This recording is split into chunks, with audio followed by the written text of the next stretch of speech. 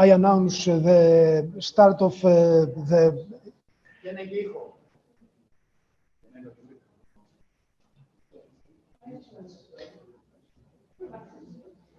We are proceeding to the next session of emergency international conference at the World Conference.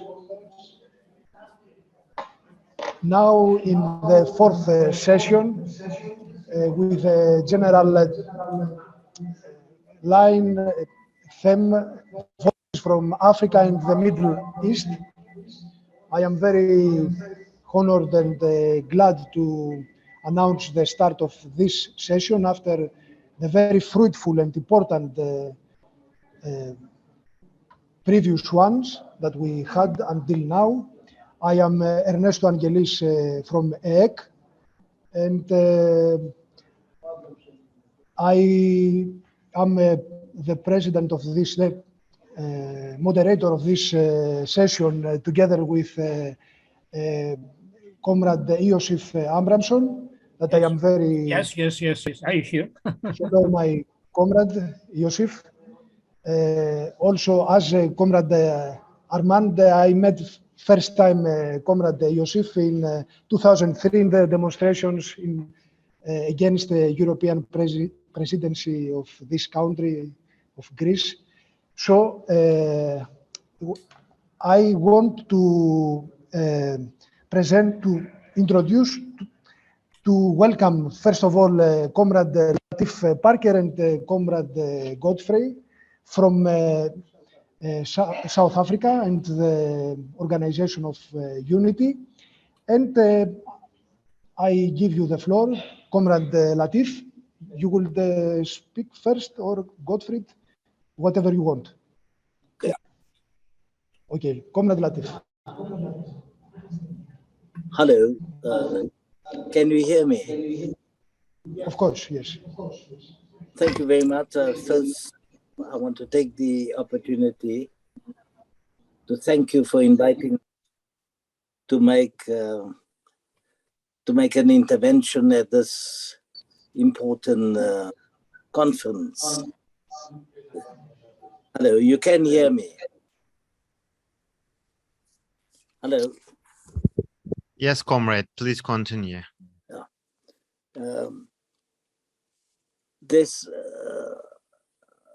I want to divide my talk into 4 parts. I don't know. I'll try to stick to my 10-minute allocation.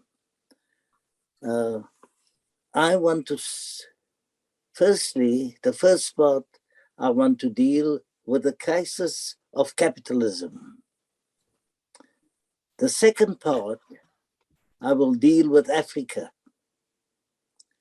The third part, I want to deal with South Africa as a microcosm of what is happening in the world.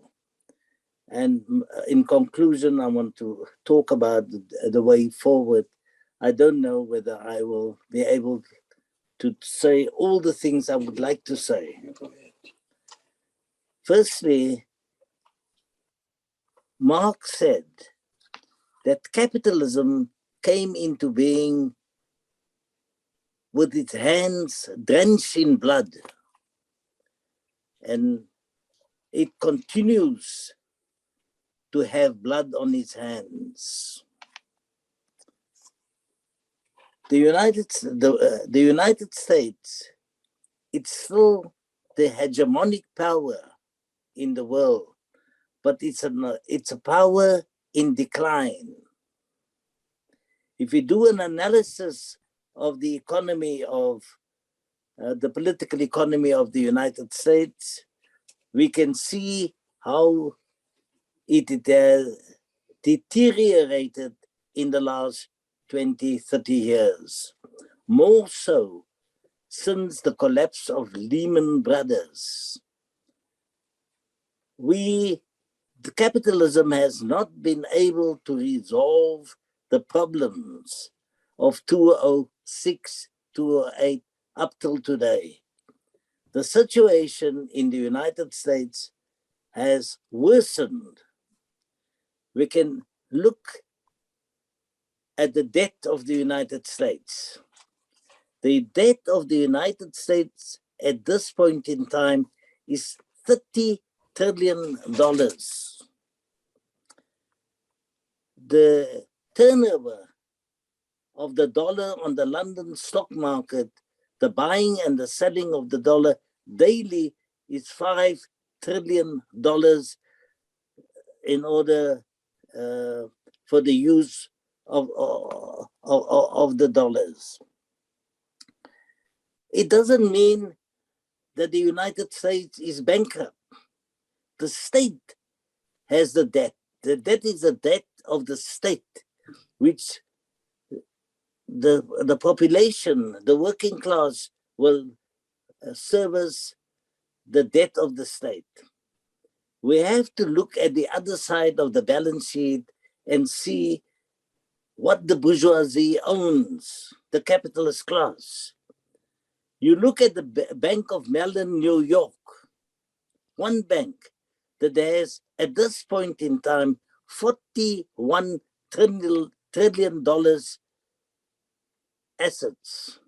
So the debt of the United States of 30 trillion could be paid by one bank. That is besides what the Goldman Sachs and the other banks, Bank of America, what they have on their cash holdings. If you look, so we have to differentiate between the debt of the state and the assets of the capitalist class. Now, if we look at the GDP of the United States, the GDP of the United States is now $22 trillion. Then we look at the GDP of China, which is $15 trillion. 10 years ago, 20 years ago, it was much less, but you can see that the GDP of China is on the increase. We can see that people like Ray Dalio, who is the chairman of an enormously big hedge fund, in one of his interviews, he made it quite clear that we have to make concessions to the working class, even if we have to give 10% of our wealth to them in order to make them happier, so that they don't make any revolution against us. We give 10% of our wealth, we can save 90% of what we have. We can live with that. On the question of whether Russia is an imperialist country or not, Russia exports raw materials, gas, oil, other commodities, mining, and so on. It doesn't export capital for investments. It trades with other countries. But if you look at the GDP of Russia, it's below that of Italy. And the economy of Italy is bigger than the economy of Russia. So we have to be careful whether we say Russia is imperialist, whether Russia is, whether we can classify Russia in the same way that we do the United States or other imperial powers like Britain or other countries. So on the question, if we look at Japan, In 1989, the market capitalization of the Japanese stock exchange was to the value of 39,000 points in 1989. Today, it is standing at 25,000 points. In other words, 50% less than what it was in 1989.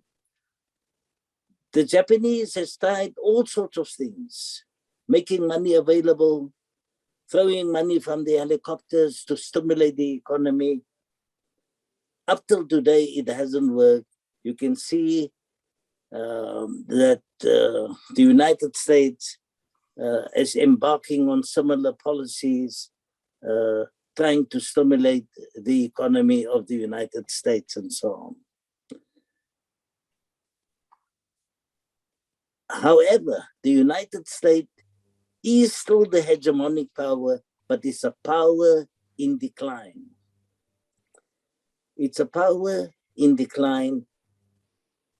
We all realize that since the collapse of Bretton Woods, Nixon coming in, currencies are no more underpinned by gold. But that will, we can have another discussion on that, because we need to understand what is happening politically with how they use the currencies in order to two minutes. make Africa is one of the richest continents in the world, but the people of Africa are extremely poor. That is because of the domination of finance capital and imperialism that is imposed on all the countries in Africa. Since the Berlin Conference of 1884, Africa was divided into spheres of interest: Germany, France, the Belgians, the British. It was divided, the Germans and so on. The way forward is, if you look at South Africa is one of the three biggest economies in Africa: Nigeria, South Africa, and Egypt. South Africa has enormous wealth, but the people of South Africa are extremely poor. You have 60% of the people living below the poverty datum line. Unemployment, access to healthcare, education. It is the brutality that is being meted on the population. People are dehumanized. People are not human. They have dehumanized a whole population. Yet, if you look at the Johannesburg Stock Exchange, the profits are enormous. Since the coming of the ANC, the profits in South Africa of the multinational and the banks has gone up 20 times. The profit that emanates from South Africa that is being transferred to London, New York, Berlin, and so on, is enormous. The debt of South Africa today is 4.4 trillion rands. That means the interest that the South African government pays to finance capital is 500 billion rands, which is 1.5 billion rand a day, every day. There's no chance. Just I want now to announce the next speaker of this session is Conrad Abdallah. Yes? Gottfried, or you will speak now. Okay, thank you. Gottfried was with the chief. Yes. Yes, also Gottfried. Yes, of course, Gottfried. The floor is yours. It's a great pleasure to be with you, and I congratulate you on organizing such a splendid conference. Now, a lot of things have been happening. I've never been bombarded by propaganda to the degree that I have been over the past 3 to 4 months. The war in the Ukraine is a proxy war. The Ukrainian people are being used as a battering ram. They are bearing the brunt of the actual war. It is not the United States. The United States don't put any boots on the ground for very logical reasons. They don't want a confrontation with the United States of America, which might trigger off a nuclear war. Now, where are we? We can go on arguing along these lines, but this situation has had an impact on the mindset of a lot of people, so that the powers in the West, the United States of America, the EU countries, NATO, are assuming, the actual sympathies of the public in general. We are often bombarded by these pictures with people who are vacating their houses, hospitals that have been bombed. The actual corporate media outlets present us with a one-sided picture. Having said this, we've got to contextualize the events that are occurring in the Ukraine. This war is a continuation of the 2014 war.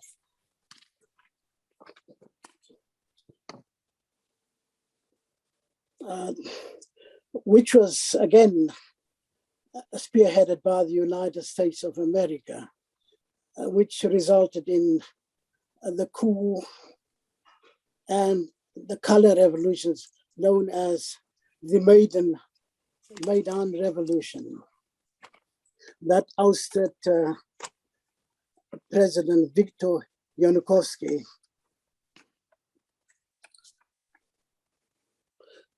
This was replaced by an ultra-nationalist, anti-Russian Nazi government. Now, a lot of people, even some people on the left, they tend to turn a blind eye to the fact that the Ukraine has a strong history of Nazism, dating back from the 30s. The Second World War, the Nazis were there. Some of them are claiming that the Azov battalion is not as Nazi-like as it used to be in the past. It has modified its behavior, it's modified its claim. Only about 10% of people in the Azov battalion have Nazi sympathies. Of course, that is far from the truth. Sorry. Somebody called, sorry, I'm just trying to find the name, Stepan Bandera has become a famous hero in Ukraine. And he was the leader of fascists, what it is called, Ukrainian nationalists who operated at that time. We should also bear in mind that there is a lot of repression in the Ukraine regarding dissident voices. They've outlawed left-wing socialist parties. They've silenced certain newspapers because they're not singing from the same hymn sheet as the United States of America.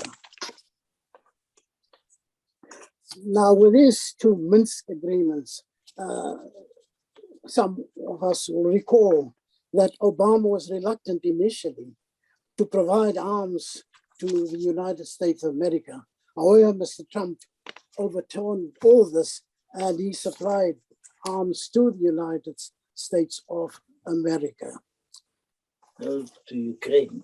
The United States of America supplied arms to the Ukraine. I beg your pardon, that's a slip of the tongue on my part.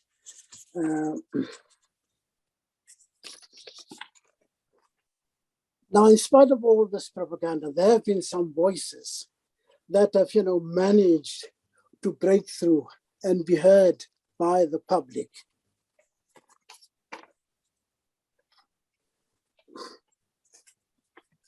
Voices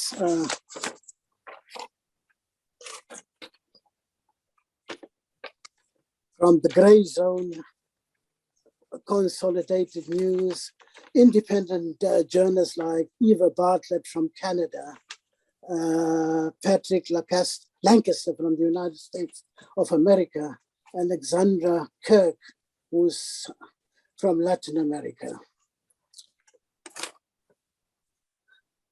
Look at poor Julian Assange.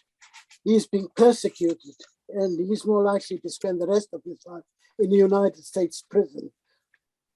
The crime of being a journalist and doing his work thoroughly by exposing the criminal acts of the United States.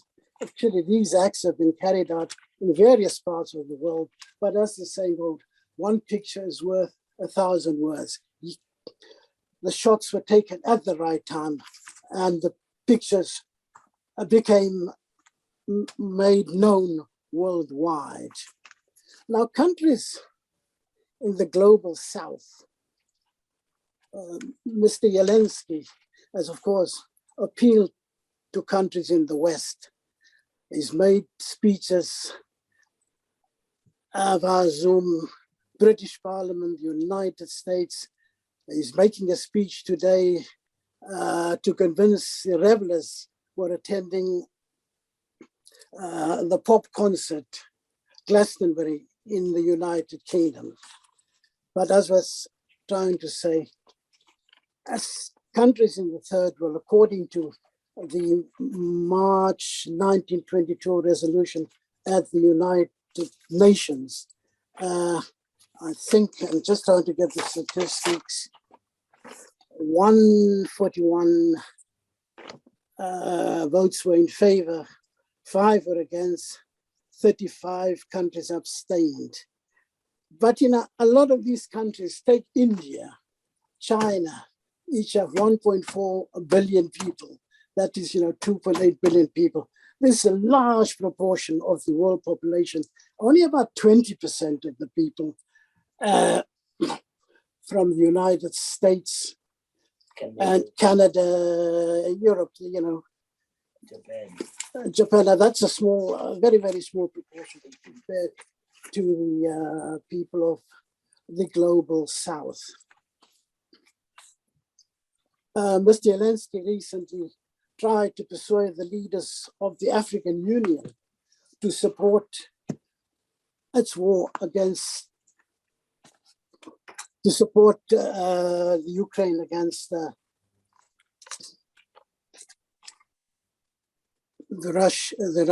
against the Russians.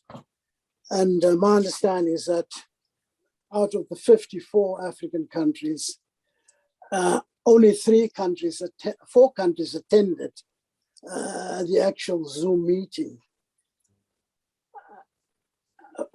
But one of the countries is a leader from Libya, and a lot of leaders in the world don't actually recognize the person who's leading Libya at the moment.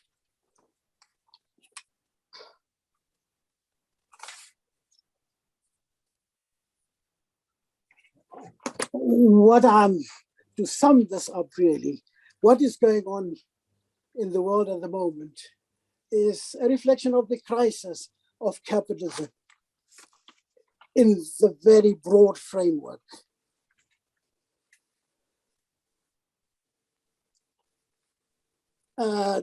it's a continuation of the crisis of 2008, which the bourgeoisie has never been able to deal with because they couldn't solve the problem within the framework of capitalism. The people who are actually suffering is the working class. Inflation has caused prices to rise, food prices. It's expensive to pay your rent, to have a roof over your head. Fuel prices have gone up. People are suffering. Yes, we thank you. It was a very important material and analysis.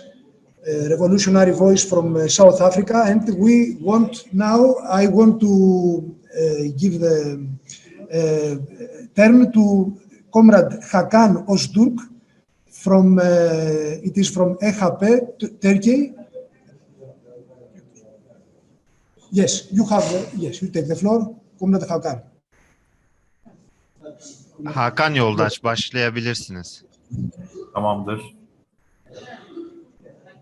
Yes, you will speak in English. So yeah, sorry, he will be speaking in Turkish and Sungur Yoldaş will be translating him into English. So if you would like to listen English, so you need to change into English room, okay? Okay, thank you. Using the world icon, okay? You have, yes. Hakan, yes, you can start.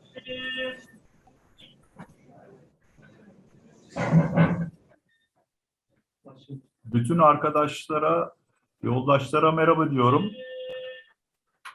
Türkiye'den, Emekçi Hareket Partisi'nden selamlarımı iletiyorum. Bu Rusya ve Ukrayna arasında cereyan savaş aslına baktı. Bazı meselelerin dünya ölçeğinde olduğunu, büyük çapta cereyan ettiğini gözlemliyorduk ve bunun üzerine düşünmemiz gerektiğini anladık. Bu önemli bir şey. Bizim ülkemizde özellikle meselelere değil dünya çapında bakmak, ülke çapında bile bakmak bazen tartışma konusu oluyor. Bir kasaba düzeyinde değerlendirmeler yapmak, bir kasabada bazı iyi işler yapmış olmak bile çok üzerinde durulan bir konu haline geliyor. O açıdan bütün bu gelişmeler dünya çapındaki meselelerin ne kadar kritik olduğunu bize anlatmış oldu. Birincisi yani kapitalizm aynı zamanda emperyalist ilişkiler bir kriz yaşıyor. Amerika Birleşik Devletleri dünya çapındaki emperyalist önderliği konusunda bir sarsıntı yaşıyor. Biz bunun sonuçlarını aslında izliyoruz bir yönüyle. Ve Amerika Birleşik Devletleri ile müttefikleri bu krizi yaşarken onun karşısında da başka oluşumlar, başka birlikler veya ülkeler sahneye çıkıyor vaziyette.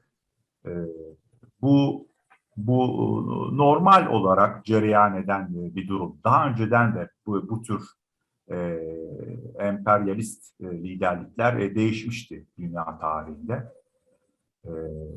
Buna tanık oluyoruz ve böyle bir durum ortaya çıktığında yani biz bu makro düzeyinde dünya çapındaki meselede yani işe kafa yormalı mıyız? İşe kafa yormalıyız. Bir tarafta kalır mıyız en sonunda? Bütün başka durumlara rağmen bir tarafta kalırız. Sonuçta yani Amerika Birleşik Devletleri ile birlikte olan kesimin Amerika Birleşik Devletleri ve müttefiklerinin bir taraf olduğunu biliyoruz. Bunun karşısında bir başka tarafın yer alıyor olması, direniyor olması, bizim ideal bulduğumuz amaçlar doğrultusunda olmasa bile onların gidişatını aksatıyor olmaları önemlidir. Biz son tahlilde onların tarafına düşeriz ve son tahlilde onların Amerika Birleşik Devletleri'nin gidişatını bozmasını, onların Amerika Birleşik Devletleri'nin gidişatının karşısında durmasını istiyor oluruz. Ama burada tabii bununla birlikte birkaç yöntem sorununa da dikkat çekmekte fayda var.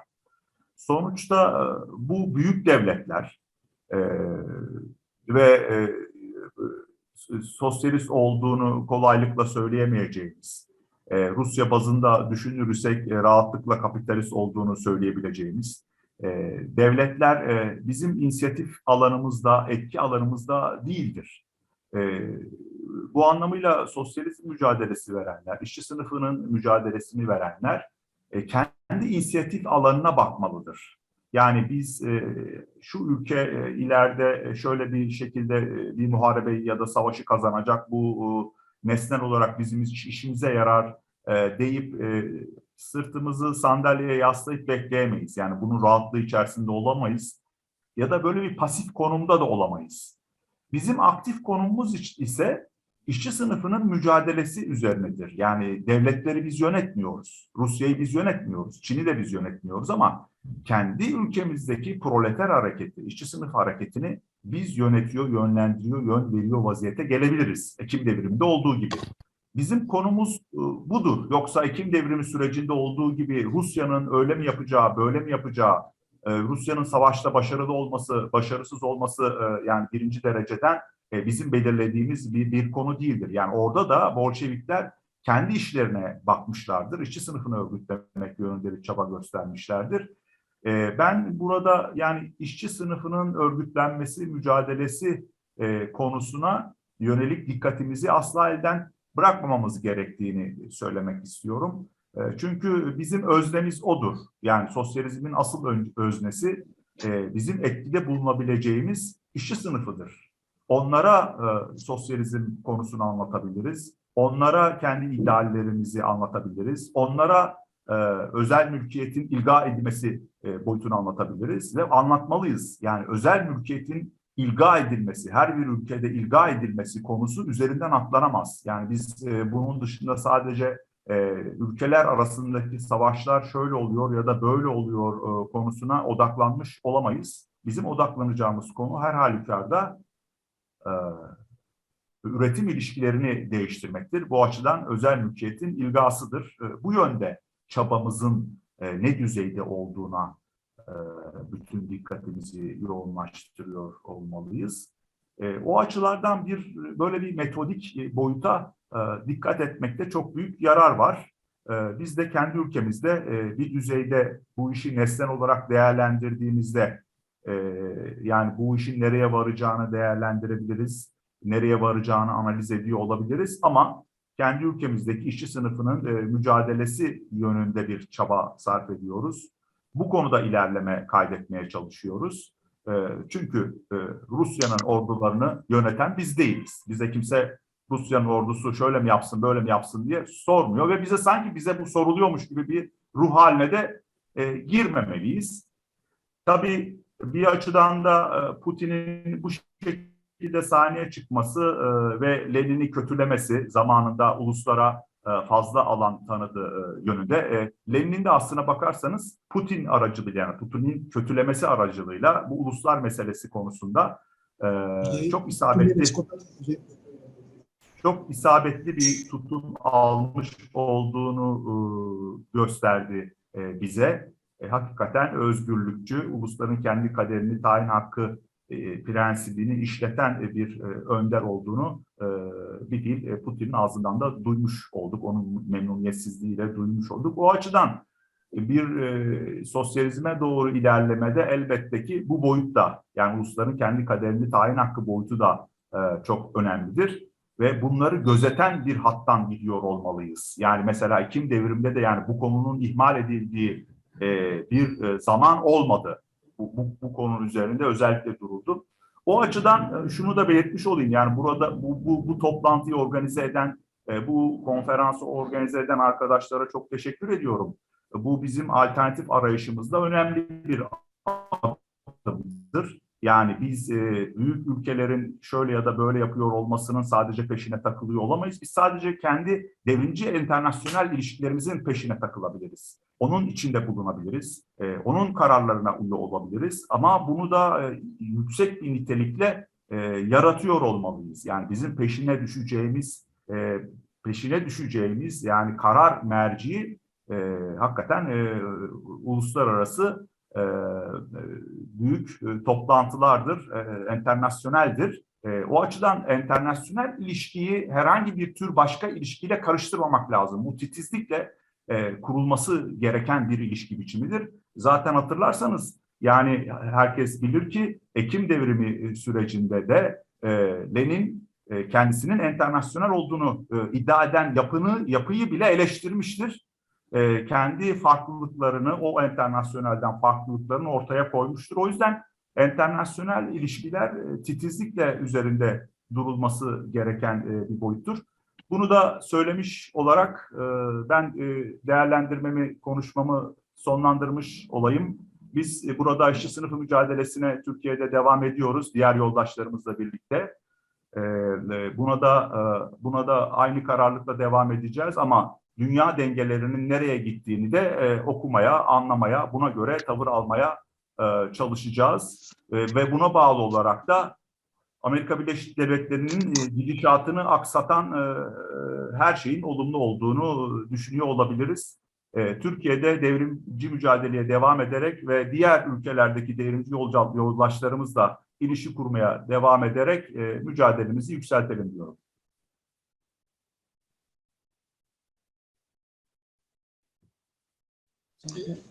Thank you, Comrade Hakan. Thank you also, Sungur, for the translation, the interpretation. Okay, Comrade Julide, it's your turn. Yes. Yes, please. Before all, I want to thank the organizers of this meeting for inviting us. This is a very precious opportunity for us to be here expressing our views and also to see that here in this conference, the Marxist anti-imperialism is still alive despite the liberal Western propaganda. Yes. I'll share with you the main arguments of the position that our collective has adopted regarding the war in Ukraine, rather than a detailed theoretical approach due to the lack of time. Many of these arguments have already been stated by previous participants of this conference. However, in my speech, I will try to draw attention also to the meaning of China's role in this context of war and to make a short criticism of the general position of socialists in Turkey, which is inspired by Western libertarianism, in our view. I want to copy my text that I will read in order to be more rapid, so you can follow my text more easily. I think it will be more easy for you. So I'll copy it in the chat section, and I start. We believe that any Marxist position regarding the war in Ukraine must take as its first premise the fact that in our time, the only international political military organization that seeks global hegemony is NATO, led by the United States. The current crisis in Ukraine obviously consists in a defensive war of Russia against the offensive and besieging attacks of the US-led NATO, the main enemy of the peoples. Therefore, Russia's military operation in Ukraine remains a secondary and minor issue, nothing but the inevitable result of NATO's continuous attacks. Any view that ignores this geopolitical fact has no chance to grasp the essence of the issue. The question that must be asked is not whether Russia should invade Ukraine or not, but whether Ukraine should join NATO. Ukraine's membership in NATO would mean for Russia to live with a very acute danger. From the beginning, even the NATO countries knew that it would be ridiculous to expect Russia to accept such an attack. The current crisis caused by NATO's offensiveness is of the same nature as the military offensiveness of the past towards countries like Syria, Afghanistan, Libya, and Syria, and the policy of siege towards Cuba, Venezuela, Iran, and the Democratic People's Republic of Korea. The fact that the Russian Federation is bigger or stronger than these countries is of secondary importance. Russia is not imperialist or expansionist. At this moment, we must also recall another geopolitical phenomenon, namely the presence of the People's Republic of China. The analysis of any global phenomenon must take into account the presence of China, which is a world power claiming to be socialist. China's ideological orientation and enormous economic power is one of the most important factors in determining geopolitical distinctions. China is clearly one of the most important parties of the polarization that led to the current war, and in our opinion, which is based on the theoretical contributions of Marxist figures such as Samir Amin, China is neither imperialist nor expansionist. Rather, it is a country that aims for socialism and is going through a period of socialist transition, albeit one that contains certain risks. Given these facts, the side taken by China in this war represents for us the side to be taken by Marxists on the geopolitical level. To express more briefly, our position concerning the war is also formed by taking into consideration the side taken by certain countries with a socialist character: Cuba, North Korea, Vietnam, Laos, and especially China.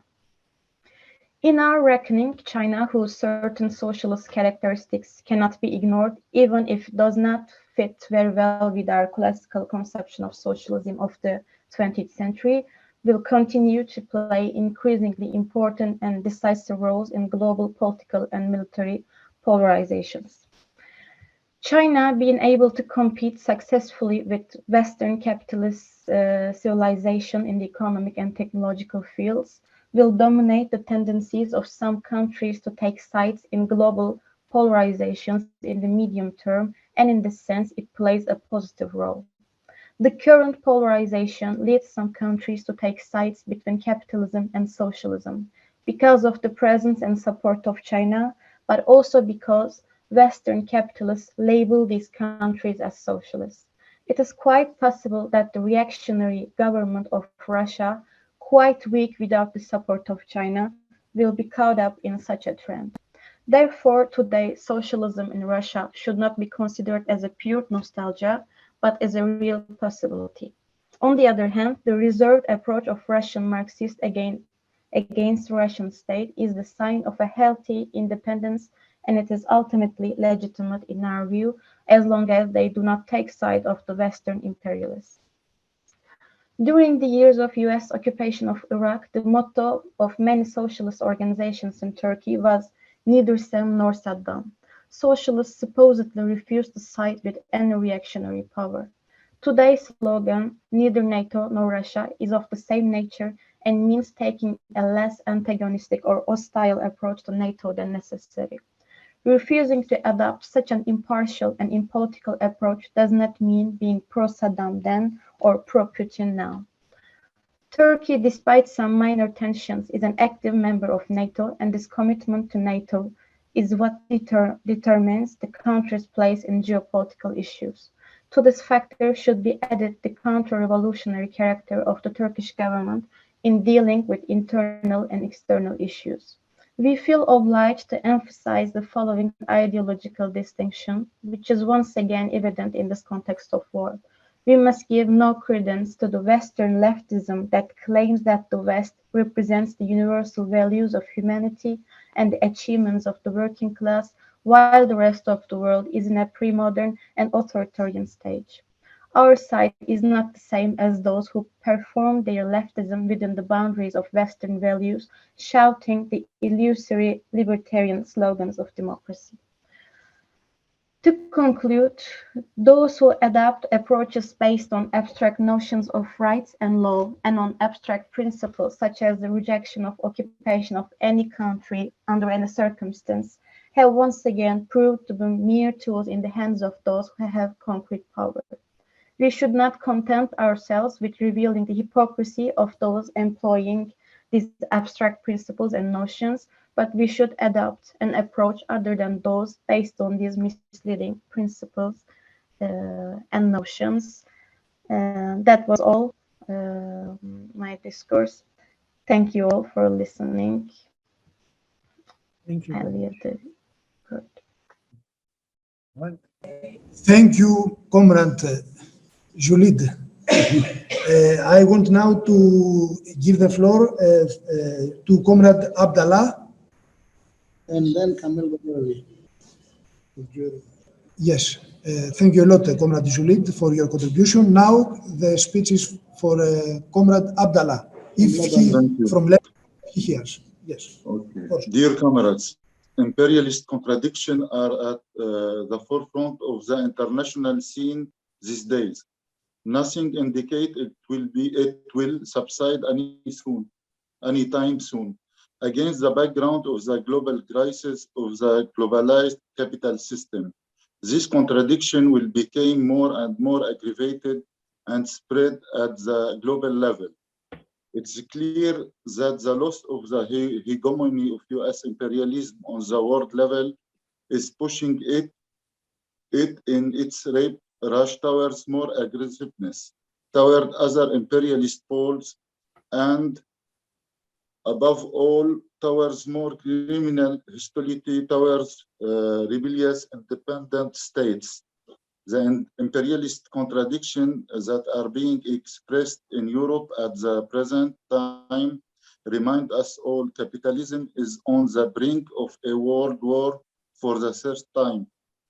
The crisis of the moribund capitalism in its stage of advances butterfaction is the crisis of the already existing globalized capitalism. There is no way out of the crisis under this capitalism. We can never repeat it enough. War is somehow engraved in the genetic code of capital. Globalized capitalism is the capitalism that already exists today, and the pain of it will only end with the overcoming of capitalism toward communism.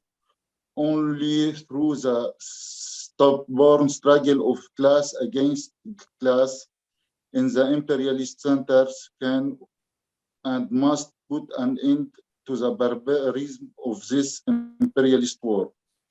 The war going on today between the Russian Federation and Ukraine is a global war par excellence. Even its warring parties are limited to two countries, especially that this war have goals that are expressed through its global result, the demolition of the unipolar international system, and therefore this war is directed at the US imperialism and Europe and NATO. Second, we consider this war as a matter of Russian national security. As usual, the US imperialism in its desire for hegemony and the game of power struggles used the place of conflict and explosive factors to be a tool to confront the Russian Federation. And therefore, the role of Ukraine is quite similar to a Trojan horse.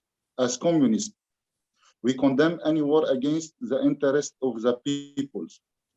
We condemn any war between monopolies, and we support our comrades in both countries because what is required of us is to wage an independent struggle against the monopolies and bourgeois classes and to strengthen the class struggle globally.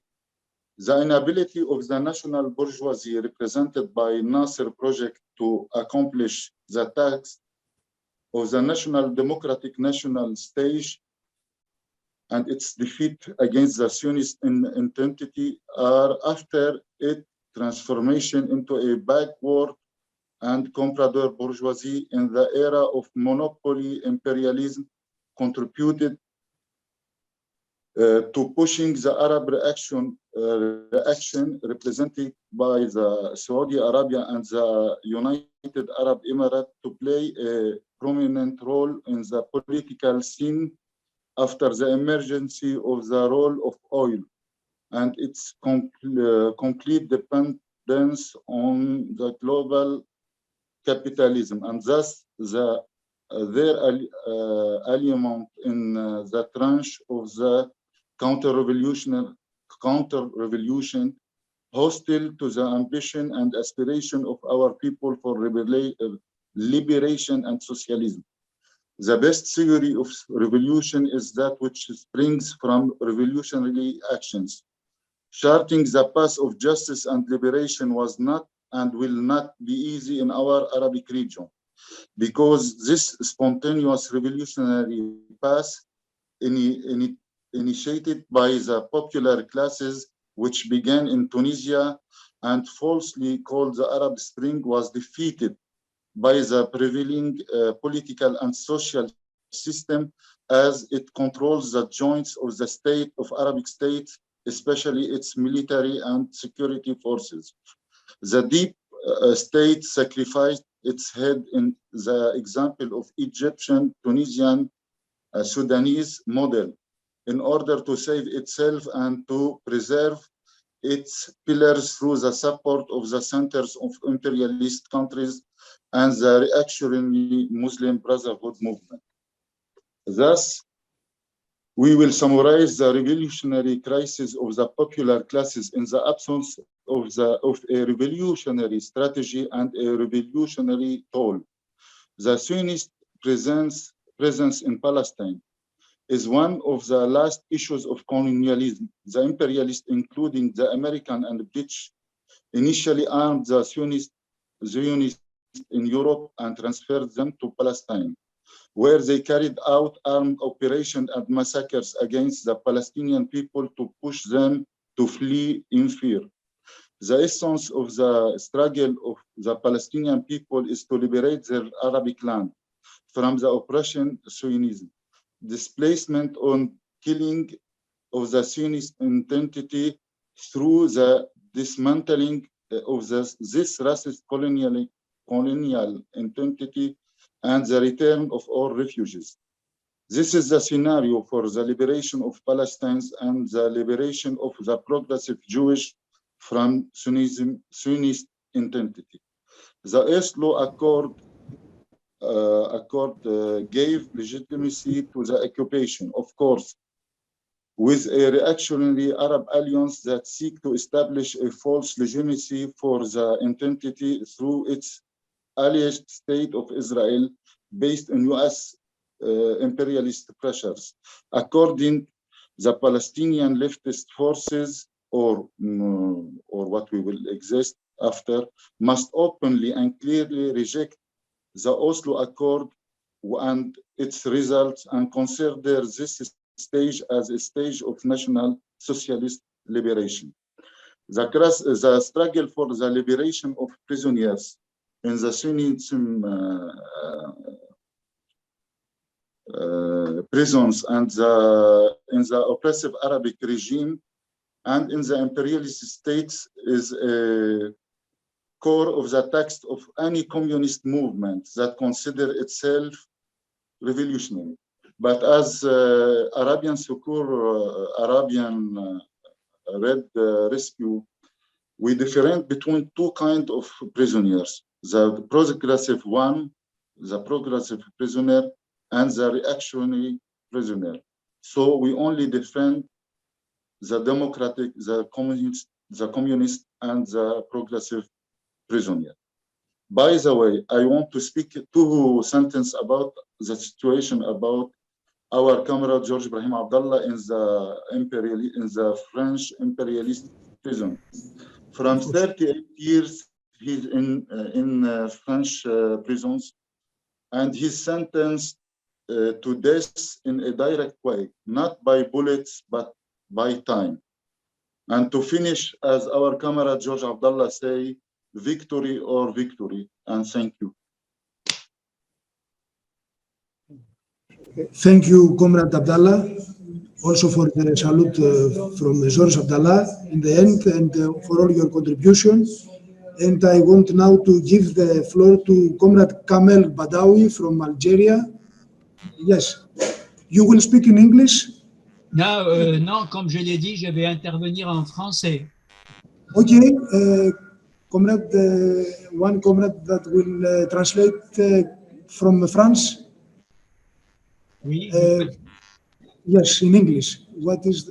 I think Sungur Savran, comrade, will do the translation. Yes. Let me check, okay? Yes, they are so good if you want. Comrade, are you going to translate?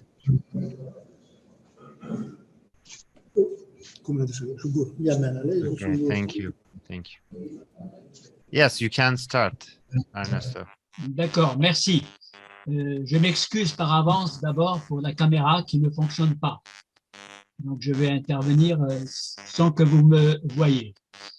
Et tout de suite, je vais réinsister sur la question que vient d'aborder le précédent intervenant, Abdallah, sur la question des prisonniers révolutionnaires. Je voudrais profiter de cette rencontre internationale et internationaliste pour lancer un appel à intensifier les luttes pour la libération des prisonniers et prisonnières révolutionnaires. Le camp du capital ne se trompe guère en faisant de l'emprisonnement des résistants et plus largement des masses, comme en Palestine occupée, un moyen de casser les luttes et les résistances. C'est le cas en particulier d'un des plus anciens prisonniers en Europe, le camarade Georges Ibrahim Abdallah, militant communiste libanais, parce qu'il n'a pas voulu renier son combat pour la libération de la Palestine de la colonisation sioniste. Il est emprisonné depuis maintenant 38 ans, alors que les juges l'ont reconnu libérable depuis 23 ans. Ce prisonnier, comme tous les prisonniers et prisonnières révolutionnaires, comme Khalil Aouda, Raed Rayan, Sibel Balash, Gohan Yildirim, continue le combat à l'intérieur mêmes de la prison et il participe ainsi à la dynamique globale des luttes en cours.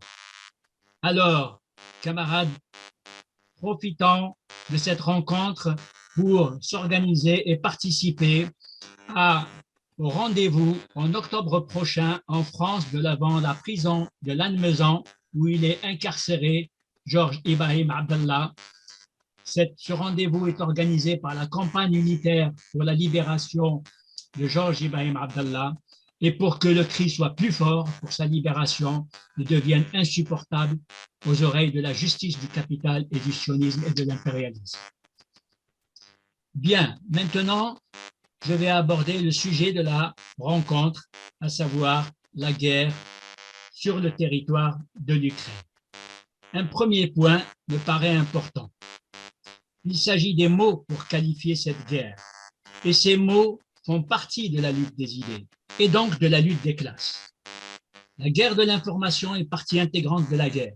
Pour l'impérialisme états-unien et ses alliés, le terrain médiatique est une des armes de destruction massive favorites. Il est facile d'observer que ce sont les forces politiques et sociales les plus guerrières, les plus agressives contre les peuples, qui s'associent mensongèrement à l'aspiration populaire contre la guerre pour la caporaliser et en fait imposer le silence sur les folies de l'OTAN et de l'entité sioniste. Une soudaine et unanime compassion du monde dit libre, entre guillemets, s'est développée vis-à-vis des victimes civiles ukrainiennes et à l'exclusion des Ukrainiens du Donbass et à l'exclusion des résidents non ukrainiens. Elle est apparue bien scandaleuse, cette soudaine compassion pour les peuples palestiniens, yéménites, afghans, irakiens, syriens, libyens, yougoslaves, contre qui il a commis les plus grands crimes de l'humanité et des crimes de guerre. La colère est aussi grande pour les sans-papiers résidant dans les pays du centre capitaliste, soumis au racisme d'État, aux violences policières, aux expulsions et à une exploitation féroce. Cette mobilisation de l'Occident impérialiste, entre guillemets, contre la Russie a été jusqu'à prendre un caractère raciste, ainsi que l'illustrent les sanctions et boycotts contre les écrivains, les artistes et les sportifs russes. Certainement que la Russie d'aujourd'hui n'a rien à voir avec la Russie bolchevique, mais ces mesures russophobes ne sont pas sans rappeler la haine de classe entretenue sur le long cours historique contre le pays d'octobre 17. En réalité, les faits montrent que l'OTAN travaille depuis longtemps à rendre inévitable cette guerre et faire en sorte qu'elle se déroule en territoire ukrainien, aux frontières immédiates de la Russie, bien loin des États-Unis et surtout sans soldats états-uniens. Cette guerre n'est donc pas soudaine. Elle ne date même pas de 2014, année du coup d'État appuyé par les USA, qui ont amené au pouvoir un groupe d'extrême droite qui n'a pas hésité à intégrer au sein des pouvoirs civils et militaires des groupes fascistes notoirement connus, ces mêmes groupes qui ont à leur actif les massacres des communistes et antifascistes ukrainiens et les populations du Donbass. À l'est de l'Europe, après la colonisation de la RDA par la RFA, déjà otanisée, les adhésions à l'OTAN et à l'UE vont se succéder dans les années 2000 pour aboutir à un quasi-confinement de la Russie. Dans cette situation de domination planétaire états-unienne, le facteur de la puissance militaire a été déterminant. Jusqu'à aujourd'hui, aucun pays, y compris capitaliste, n'a pu se défendre ni même s'opposer efficacement contre ces guerres terroristes d'agression et d'invasion. Aujourd'hui, c'est parce que la Russie dispose d'une capacité militaire réelle de défense qu'elle n'a pas subi le sort de la Yougoslavie, de l'Irak et de la Libye et de bien d'autres pays de l'Amérique du Sud et d'Afrique. Ce bref rappel accrédite donc la responsabilité première de l'OTAN dans cette guerre et que la Russie capitaliste est en défense de la sécurité de son territoire et pas seulement de sa bourgeoisie, mais de son État-nation. En réalité, il apparaît ainsi que l'Ukraine déjà otanisée et transformée en une base avancée du fascisme n'est qu'un territoire choisi par le collectif impérialiste occidental, entre guillemets, pour mener la guerre contre la Russie capitaliste. Je veux préciser qu'il ne s'agit pas d'une croyance vaine et idéaliste de sortir d'un monde dit unipolaire, gendarmé par les seuls USA après la défaite de l'URSS, et d'entrer dans un monde dit dipolaire. Dans le contexte d'aujourd'hui, un tel monde ne serait en réalité qu'une entente entre pays au capitalisme développé pour pacifier temporairement leurs relations et activités d'exploitation du prolétariat mondial et des peuples. L'alternative à ce monde reste à construire et tout véritable changement ne pourra résulter que des combats de classe correctement articulés avec des résistances nationales libératrices. Je veux préciser aussi qu'il ne s'agit pas d'établir une quelconque gradation entre différents capitalismes et donc de prendre parti pour le capitalisme russe plus faible que les capitalistes occidentaux plus forts. Les guerres de pillage et de domination perdureront tant que l'impérialisme capitalisme n'aura pas été remplacé par le socialisme communiste. À ce propos, il est utile et important de considérer les divergences qui sont apparues au sein du mouvement communiste international à propos de la qualification de la guerre. De mon point de vue, ces divergences sont nées principalement des réponses différentes ou opposées aux trois questions suivantes. La Russie a-t-elle atteint le stade impérialiste du capitalisme? Première question. Deuxième question. Dans le cadre de la mondialisation du capitalisme, de concentration et de centralisation de la richesse mondiale à un pôle et de la pauvreté à l'autre pôle, menée au moyen de la violence économique ou militaire, notamment après la défaite de l'URSS, comment qualifier correctement les résistances et oppositions hétérogènes idéologiquement des États, y compris capitalistes, dominés depuis plusieurs décennies par ce collectif impérialiste occidental, entre guillemets. Enfin, troisième question, dans un tel contexte, comment traduire politiquement correctement la position marxiste-léniniste, c'est-à-dire comment affaiblir l'ennemi principal des peuples et du prolétariat mondial, alléger leurs souffrances, élargir les capacités économiques, politiques et militaires de résistance et orienter leur mobilisation vers le but stratégique du socialisme. Ce ne sont certainement pas des questions qui se règlent par une résolution, un vote ou une pétition. Dernier point de mon intervention. L'issue de cette guerre impactera de façon significative l'ordre mondial impérialiste actuel. Le nouveau rapport de force, largement favorable au collectif impérialiste occidental né de la défaite de l'URSS, ne s'est pas établi sans résistance des peuples. Dans cette situation, s'est développé dans les pays dominés du Sud, entre guillemets, notamment un anti-américanisme, voire un anti-occidentalisme, qui n'en a pas moins un caractère d'opposition à la domination, même si les bases politiques et idéologiques de cette opposition sont très diverses. Par exemple, l'opposition de la Russie à l'impérialisme états-unien peut relever, dans certains domaines, de la concurrence interimpérialiste, mais elle n'a rien à voir avec celle de Cuba. Mais il faut considérer quand même que l'affaiblissement de l'impérialisme dominant devient un intérêt commun à ces pays, malgré l'orientation capitaliste de la plupart d'entre eux. Cela fait que dans certains pays, par exemple comme l'Algérie, des mesures de politique étrangère, de défense ou de distance vis-à-vis de l'impérialisme, parce que le pays est complètement cerné par des forces ennemies militaires comme les forces sionistes, peuvent coexister avec une politique intérieure pro-capitaliste. Ce n'est pas sans raison que de nombreux États du Sud, représentant plus de 40% de la population mondiale, n'ont pas approuvé la résolution de l'ONU condamnant l'opération militaire russe, soit par un non-vote, soit par une abstention, soit en votant contre.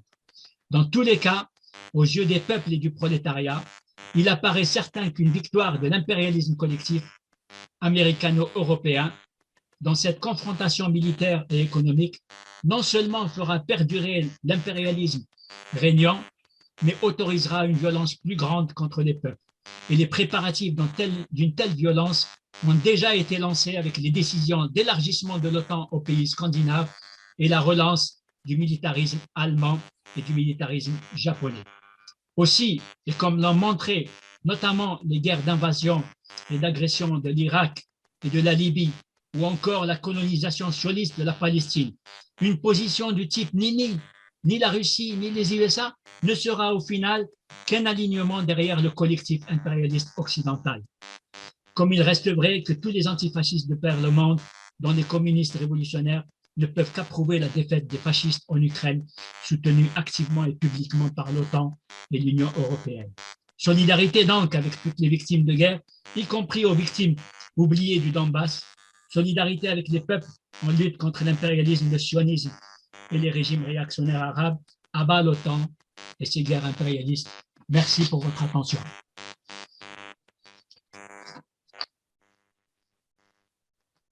Thank you for your attention. Thank you. Thank you a lot, Conrad, if you have stopped. Yes, thank you. Yes, thank you for your important intervention. And we now are moving to the next speaker of this session is Comrade Omid Aghtami from the Central Committee of the Left Party of Iran, People's Fedayeen. Comrade Omid. Yes, you have. Yes, yes. If Comrade Omid is here to us? Yeah, I'm here. Okay, thank you. Comrade, you have the floor. Yeah, thank you. Greetings to comrades from all over the world, and thanks to the organizers of this program. I am Omid Aghtami, left political activist and member of the Central Council of the Left Party of Iran, People's Fedayeen. Since the beginning of the war and due to the special position of Iran and the political alliance of the rulers of Iran with the rulers of Russia, our party has repeatedly analyzed and explained its position on the situation. I will summarize these discussions in Persian. Of course, I need a translator. If it's ready, yes, I can start. I am. بیش از 3 ماه از حمله روسیه به اوکراین می‌گذرد. جنگی که اکنون تلفات و آسیب‌های آن از مردم اوکراین، نظامیان روسیه و ویرانی‌های به بار آمده در این دو کشور گذر کرده است و با تحمیل فقر و فلاکت و گرسنگی به طبقات فرودست و متوسط در مناطق مختلف جهان و تقویت جناح‌های راست رادیکال در اروپا و آمریکا اثرات خود را حتی در دورترین مناطق جهان نسبت به منطقه جنگی به جای گذاشته است. تلاش برای متوقف کردن این جنگ اندک و بی تأثیر بوده. مذاکرات دو جانبه نتایج قابل اتکایی نداشته و حتی سفر دبیر کل سازمان ملل به روسیه هم راه به جایی نبرده است. گرایش عمومی در غرب و به ویژه دولت مردان ایالات متحده آمریکا و بریتانیا تبدیل این جنگ به جنگ نیابتی علیه روسیه و تشویق همسایگان اوکراین به تشدید فضای جنگی است. تلاشی که در هفته‌های اخیر نیز با پیگیری عضویت سوئد و فنلاند در ناتو پیگیری شده است. در خود روسیه هم هنوز نقشه راهی برای خروج از بنبست این جنگ قابل رویت نیست. جنگی که روسیه علیه اوکراین راه انداخته است، تجاوز آشکار به کشوری مستقل به شمار می رود و هم از این رو می باید بی هیچ اما و اگر محکوم شود.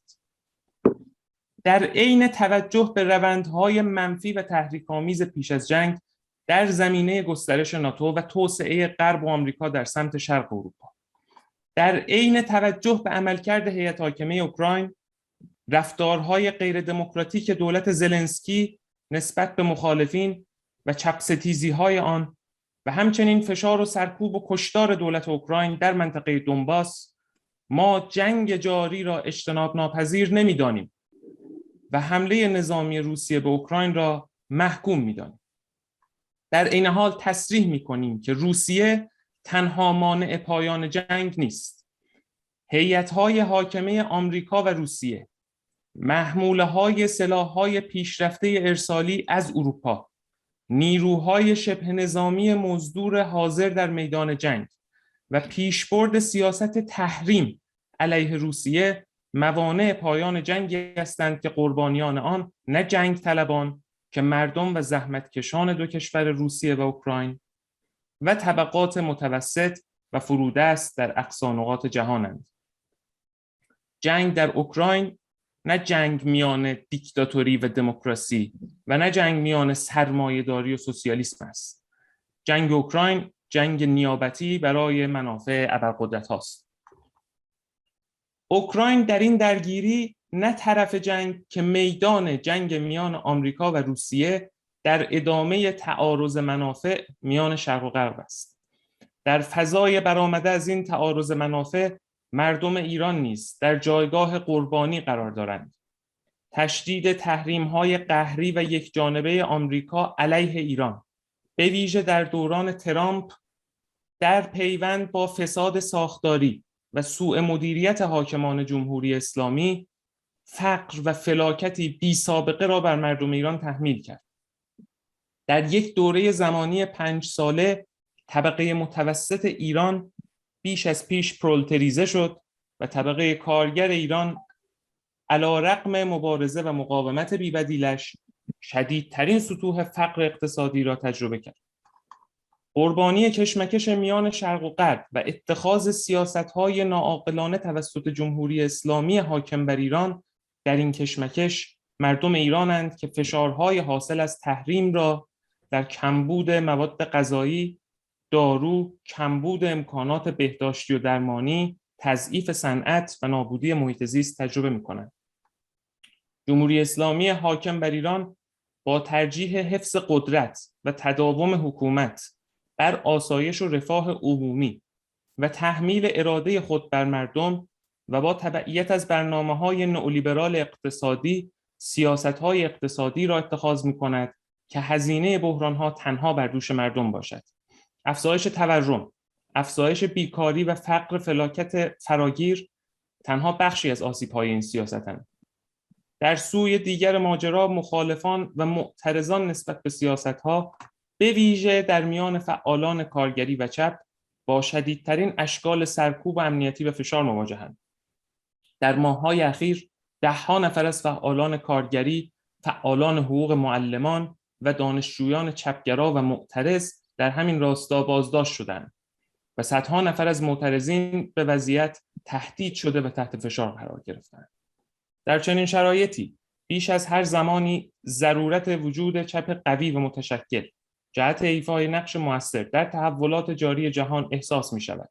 مبارزه علیه جنگ، میلیتاریزه شدن بیش از پیش عرصه جهانی، فراگیری فقر و کمبود مواد غذایی، تحمیل اراده قدرت‌های بزرگ با تحریم و روند جهانی شدن نئولیبرالیسم الزاماً میدان مبارزه جهانی و متحد است. من به عنوان یک فعال چپ ایرانی و عضوی از حزب چپ ایران فدایان خلق، تشکل چپ دموکرات و سوسیالیستی و وامدار تجربه بیش از 100 ساله مبارزات چپ و عدالت طلبانه در چاره‌جویی متحدانه برای بحران‌های حال حاضر جهان از همصدایی هر نیروی مستقلی که خود را متعهد به جهانی عادلانه و آزاد می‌داند استقبال و برای عمده‌تر شدن این همصدایی تلاش می‌کنم. با تشکر.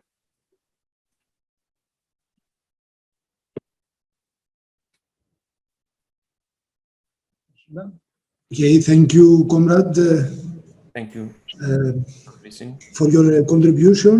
Thank you, Conrad Omid, for your presence and your participation in this conference. And I want now to, together with Yosif, of course, to give the floor to the next speaker, that is Comrade Aziz Shah from Cyprus. Is it here? He will speak. Is he here? I don't see him in the list. I think Aziz is not with us. Yes. Okay, we can then proceed to the last two comrades. The first one is, of course, Conrad Cutler. Conrad Cutler, that is, he is from the Friends of Palestine Against Imperialism and Zionism platform in Turkey. Represent this. He's also from DIP, of course. And I want to give him the floor. Okay, Conrad. Thank you, Comrade. I salute all the comrades participating in this conference. The Friends of Palestine Against Imperialism and Zionism platform salutes this very conference held in the midst of the dangerous provocations of imperialist countries against Russia and China. Our platform was founded in 2017 as an initiative of DIP, the Revolutionary Workers' Party of Turkey. Since then, we have organized many demonstrations and published many documents in support of the Palestinian cause. We have also been giving our support to Europe's longest held political prisoner, Lebanese revolutionary George Ibrahim Abdullah's struggle in defense of his rightful release from the prisons of imperialist France. For us, Zionism and its incarnate form, Israel, is an integral part of imperialism. We see Israel as a threat for the peoples of the region as a whole, including for the Jews themselves. It's a destroyer ship of the imperialists, which also have quite advanced relations with the imperialist centers. Its Zionist cadre have a say in the policies of the US, British, German imperialisms. Moreover, as is stated in the latest report of Amnesty International, Israel is a clear example of an apartheid state. It's also continuing a cruel ethnic cleansing against Palestinians since 1948. If a war provoked by the imperialists erupts, Israel's pragmatic relations of today with Russia and China will take the back seat, and this illegitimate state will be a heavy hitter of the imperialist forces in the region. This is one of the many reasons that the US provides Israel billion-dollar military equipment each year. For us, the Palestinian cause is one of the necessary conditions for the working class and the toiler masses of our region. Zionism's defeat means an elimination of an obstacle in front of revolutions in the Middle East and North Africa. Our platform advocates the right of return of Palestinians and the unification of Arab and Jewish working classes around a program that aims one democratic, socialist, secular state of Palestine for both peoples, a state which will be a part of the future socialist federation of the Middle East or of Southeast Asia. Our platform supports the Palestinian resistance of any form.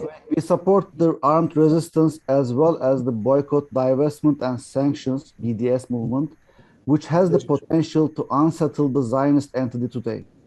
We also support the Jewish organizations that fight Zionism, apartheid, and occupation. Our platform aims to fight Zionism in Turkey. It includes a fight against the Zionist Hasbara device in the country, as well as a fight against the tyranny regime in our country that pretends to be a supporter of the Palestinian cause, but acts as a friend of Zionism instead. For Erdogan, bullying Israel on TVs is a political makeup, but doing profitable business and collaboration behind the scenes with Zionist Israel is his real face.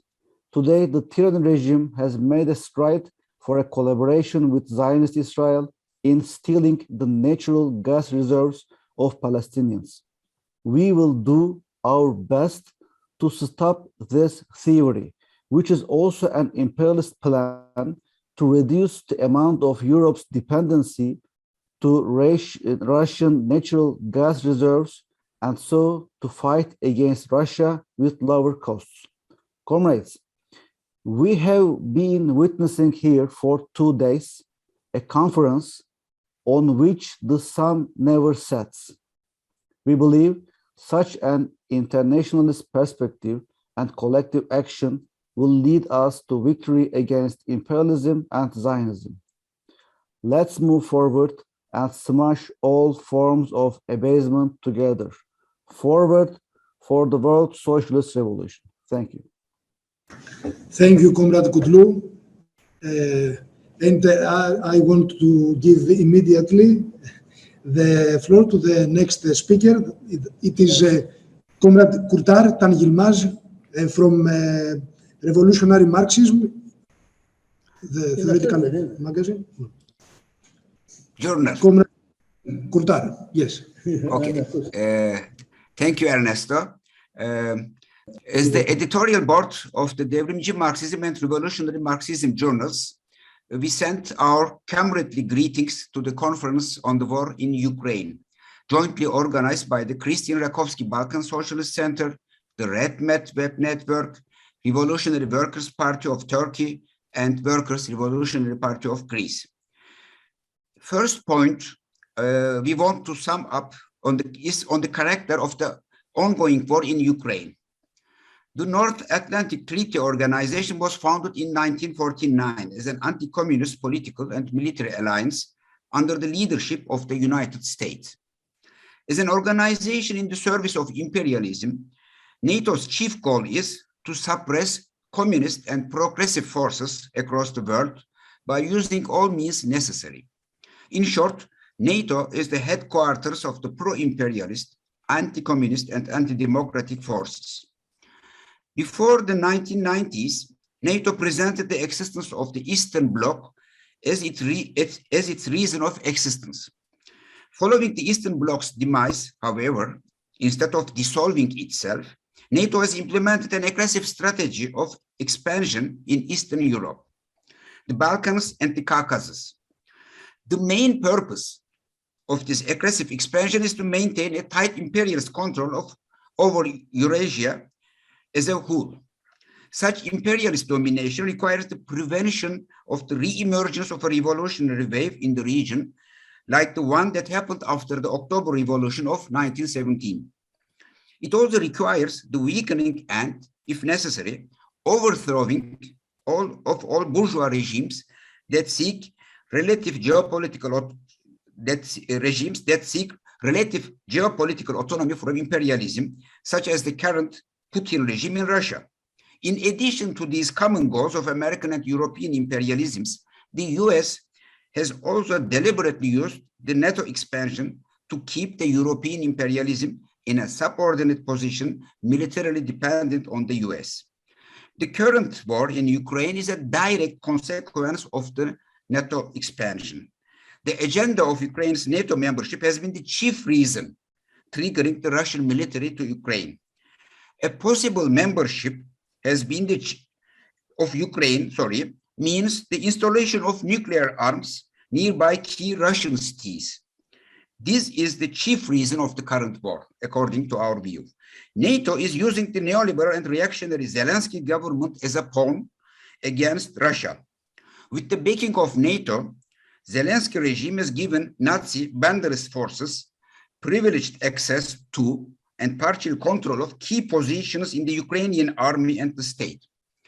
Zelensky also banned more than 10 opposition parties, which include not only the pro-Russian parties, but also the leftist ones. Without caring about the death and devastation in Ukraine, NATO is pouring arms to Ukraine to prolong the war against Russia. Hence, the current war is essentially a NATO-Russia war, rather than a war between Ukraine and Russia. Secondly, second point we want to emphasize is our critical view on the attitude of the international left. The ongoing war has shown once again that a large part of international left has forgotten the theoretical and political legacy of Leninism on the questions of imperialism and wars involving imperialist states. Many political parties and intellectuals claim that Ukraine is waging a legitimate war of defense against the so-called Russian imperialism. Some members of this group openly advocate the NATO's assistance to Ukraine. On the other hand, another group of organizations and intellectuals acknowledge that the current war is between NATO and Russia.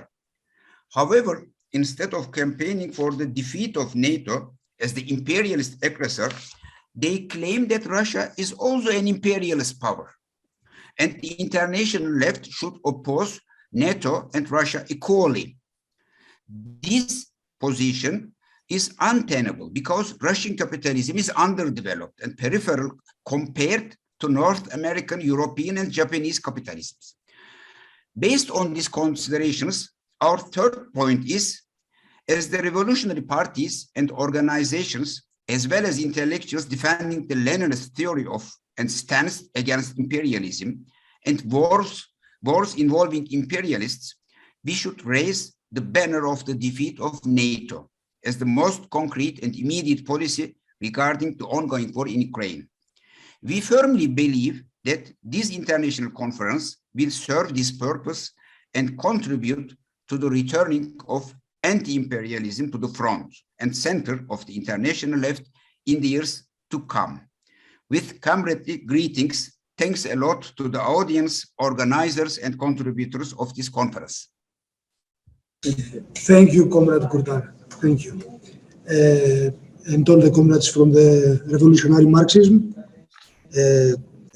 editorial boarding. And I want now to thank all of you that participate in this session, and everyone separately, and all of you, and to announce that we have a 10 minutes break, a short break. We have no another comrade to speak. I see in my screen Comrade Metin that it was, no, it was with Juliet, of course. Okay, thank you a lot. So a 10 minutes break to go to the final and important session of what is to be done. Thank you.